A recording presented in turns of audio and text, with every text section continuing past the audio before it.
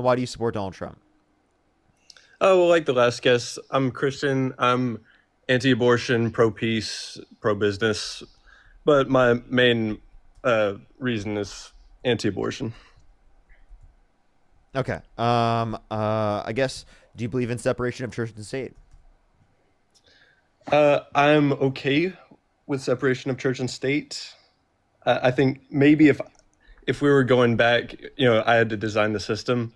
Right now, I probably wouldn't separate the two, but I'm Oh, fine with okay. separation Okay, of so church then and state too. do you think that Donald Trump should be in prison for committing adultery? Uh, yeah, if we if we didn't have separation of church and state, yes, he should be in prison for that. Which is what you're advocating for. You're advocating for no separation of church and state, so Trump should be in prison, right? Well, I think that's kind of a different argument because we'd have completely different candidates if that was my But entire that's your argument. moral prescription, right? Your moral prescription is that Trump should be in prison. And I would totally Uh, agree with you. Lock the motherfucker up. I mean, I think you could also say that for Kamala for saying that people were at the wrong rally for saying that Christ is Lord. I mean, I would think a lot of our candidates would be in jail if we didn't have separation of church and state. But that's not really my argument. Well, I mean, okay, so wait, you said Kamala Harris would go to jail for what reason? Uh, for saying that the protester was at the wrong rally for No, saying Christ is Lord. she didn't say it because of that. They were a Trump supporter and they were heckling the crowd, and she was telling them to go to the Trump rally down the street. She's Christian herself. Did you know that? I knew that she claimed to be in a church, but I was kind of skeptical of that. And then Why were you I was skeptical of skeptical that? before. Well, because of her pro-abortion policies mainly. What you mean? You mean her saying that people have the legal right to get access to an abortion because she believes in separation of church and state? Are you saying that all Christians that believe in separation of church and state and that believe and that are pro-choice, are you saying they aren't actually Christians? No, I'm not saying that. And Okay, mainly then with why were you Kamala, skeptical of that?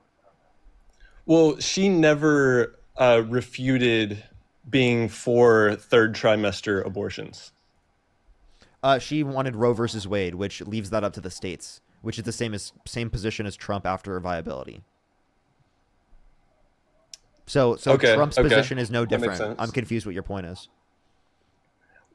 Yeah, I guess because people were, at least the people I was following, were trying to hammer her on the being for third trimester But abortions, it's left and up to the she, states regardless of the policy of the either administration, because after viability, it's left up to the states under Roe versus Wade. So this just comes from a misunderstanding of the different yeah, abortion policies of Trump and Harris. yeah, you're right, you're right. That's a misunderstanding. That's my bad. Okay, I'll need to do more research on that. I appreciate that. Of course. So But I guess here's my question then. Given that you hear this now, what makes you think that like you would think that she's not actually Christian, or what would make you question her being a Christian well, if you are right that they have the same abortion stances, which I'm not after completely viability? convinced. I said after viability. Okay, after viability, and that's 24 weeks. Is that right? Yes, around 24 Okay, weeks. so okay, I'd have to do more research if they are equal in stance in that. Um, let's see. Yeah, and then I'd have to go back and watch the clip to make sure you're right on that rally. Because Okay. if she really wasn't turning away Christians just because they said Christ is Lord, then that's something I'd have to reevaluate. Well, she is Christian herself. You know what I mean? Like I don't know why she'd be turning away Christians when she goes to church and is Christian herself. That would make no sense. Yeah, well, I mean, as a Christian, we believe a lot of people say they are Christians but don't actually live out those values. Like Trump? And yes, I knew where you're going on that. Yes, you could point that to Trump. But I don't think Trump is a Christian either, so I guess it makes me a little bit hypocritical on that point. So So then why would you vote for Donald Trump because of the fact that he represents Christianity more when one, he doesn't represent Christianity more, and two, his association with Christianity would give a worse image for Christians. well, I don't know that he necessarily represented Christianity less, maybe by the Really? way he himself acted, but Yes, of I course. mean, he would bring up. prayer inside those meetings with his Really? cabinets Really? often. Yeah, What yeah. was his favorite Bible verse? I don't think he could name a Bible verse. I'm more saying he was pro bringing in prayer and the Ten Commandments into schools. In prayer, do you ask God for forgiveness? Trump said he never asked God Often. for forgiveness. Yeah, he did say that. That's one of the critiques I have of Trump as well recently. I don't know why he would say that he can't make it into heaven, Oh, yeah. because as a Christian, the He gospel thinks that is he's that not going to get you there. can Maybe accept that him. was just his random clarity moment from like what he's done in the past. Yeah, well, we believe, that we all have horrible pasts. So I think someone just needs to preach the gospel to him. But anyways, yeah, I mean that would be my So, critique of Trump so why doesn't he read the as gospel? Why well. doesn't he look into it? Yeah, I mean, yeah, he should. He should. Okay. So then, like, so why would you want him to be associated with Christianity to a greater extent when one, he doesn't really understand his faith to the first point. Two, he says things that are antithetical to the church's teachings. Three, doesn't actually pass policy that is more in support of Christian values, and actually, I would say passes policies that are worse for Christian values. I mean, like, it's Christian values to like want to feed children, right? Yeah, for sure. It's a Christian value for you to seek out helping out children and for you to help out your community with helping out those in need.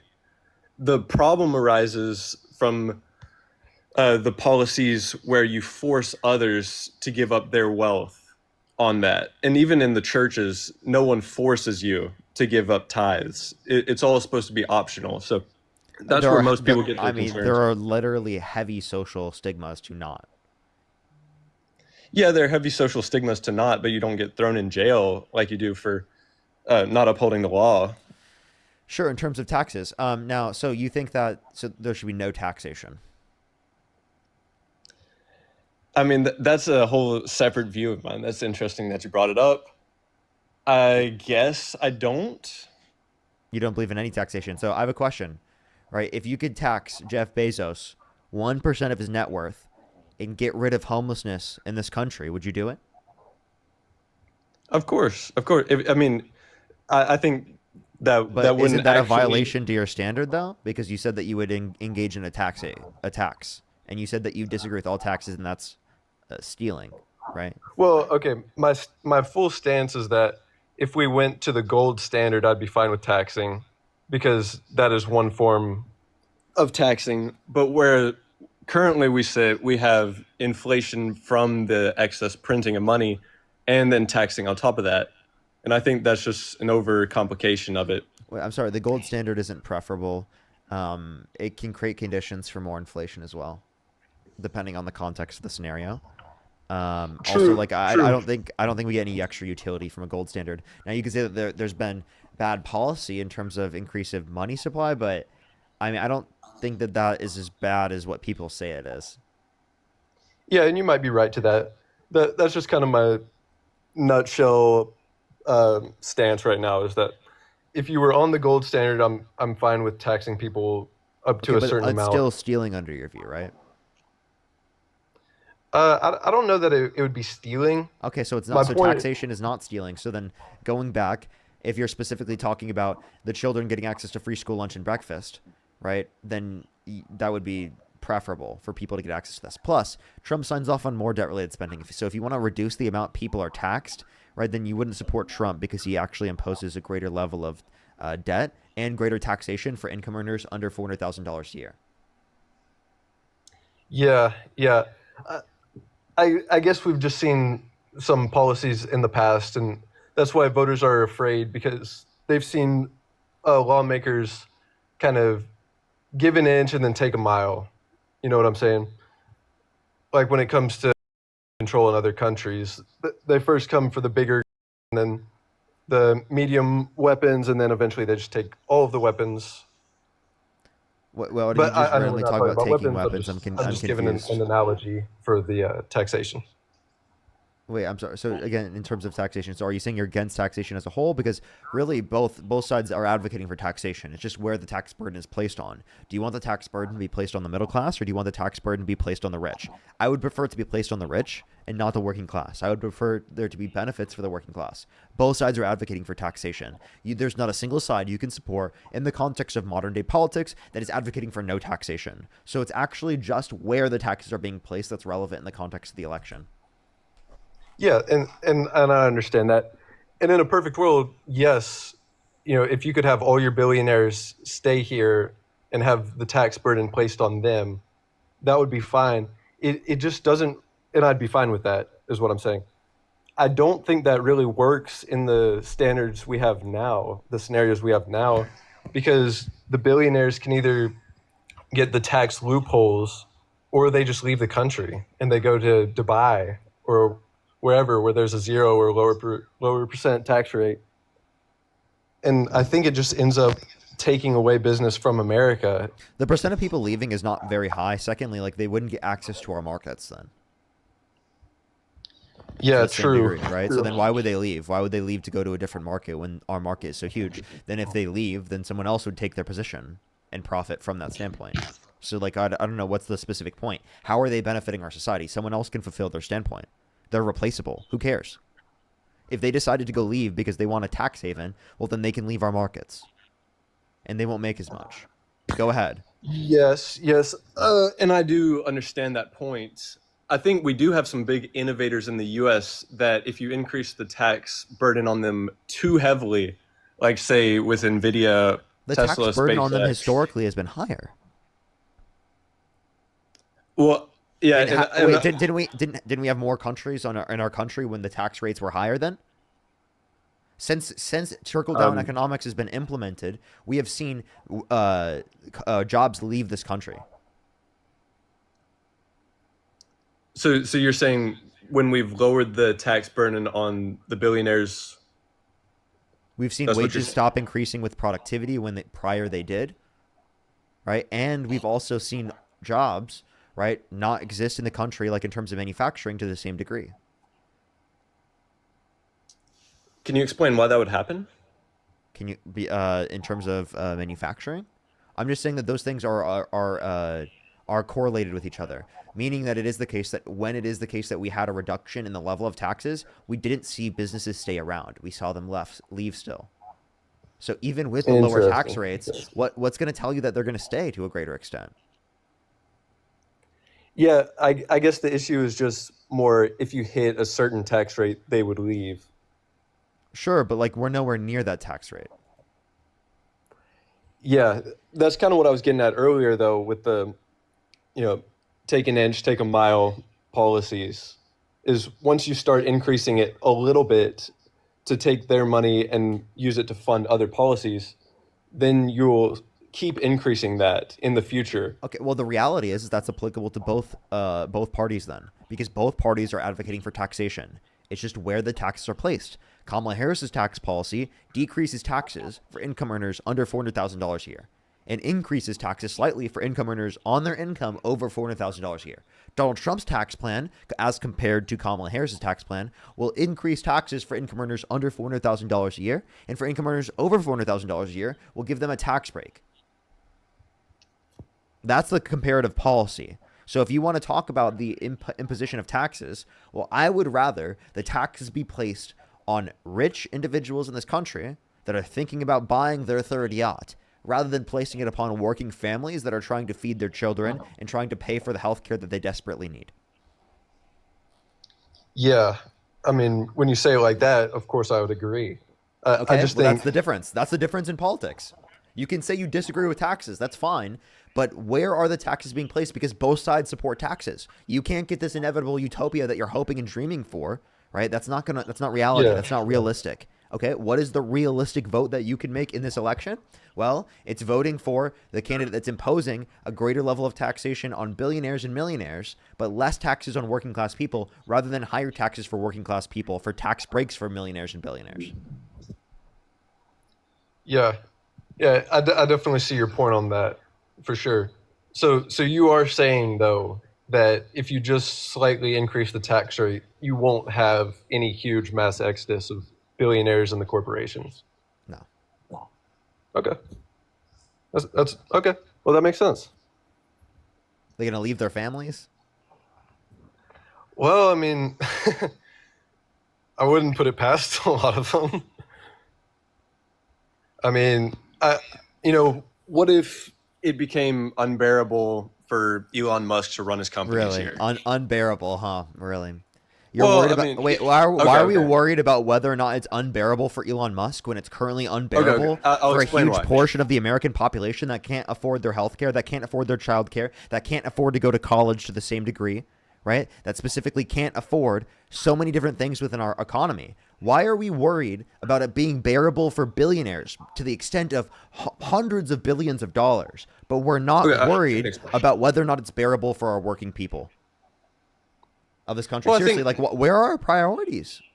Well, I can address both of those. I think President Trump has definitely showed concern for the working class, but my main point on the billionaires, I'm not concerned for them having 800 million in their bank account versus 700 million.